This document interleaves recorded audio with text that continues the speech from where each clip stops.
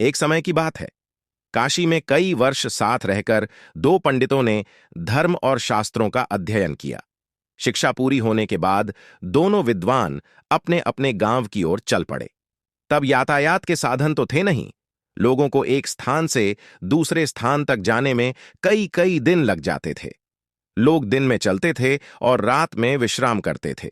ये दोनों पंडित भी ऐसा ही कर रहे थे। एक बार दोनों नगर के सबसे धनी व्यक्ति के यहां ठहरे। उसने उनके रहने की व्यवस्था की और फिर अपने लोगों से कहा कि दोनों महानुभावों के भोजन का भी बंदोबस्त किया जाए। इस बीच समय पाकर धनी व्यक्ति दोनों के पास पहुंचा और उनसे चर्चा करने लगा। धनी व्यक्ति अनुभवी था। वह जान गया कि दोनों पंडितों में बहुत ज्यादा घमंड है, साथ ही दोनों एक दूसरे को मूर्ख समझते हैं। उन्होंने दोनों से अलग अलग बात कर एक दूसरे के बारे में भी पूछा। जो जवाब मिले वो धनी व्यक्ति को दुखी कर गए। उसने मन में विचार किया कि ये दोनों काशी जैसी जगह पर वर्षों अध्ययन करके आए हैं, लेकिन एक दूसरे का सम्मान करना नहीं सीखा। बहरहाल भोजन का समय हो गया था।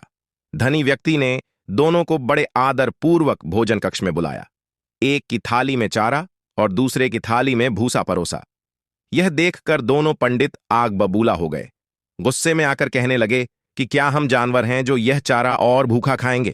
धनी होकर तुम हमारा अपमान कर रहे हो। यह लक्ष्मी द्वारा सरस्वती का अपमान है।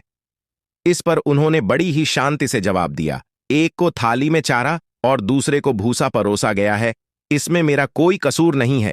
जब मैंने आप में से एक से दूसरे के बारे में पूछा था तो उसने कहा था कि वह तो बैल है। वहीं दूसरे से पहले के बारे में पूछा था तो उसने कहा था कि वह गधा है।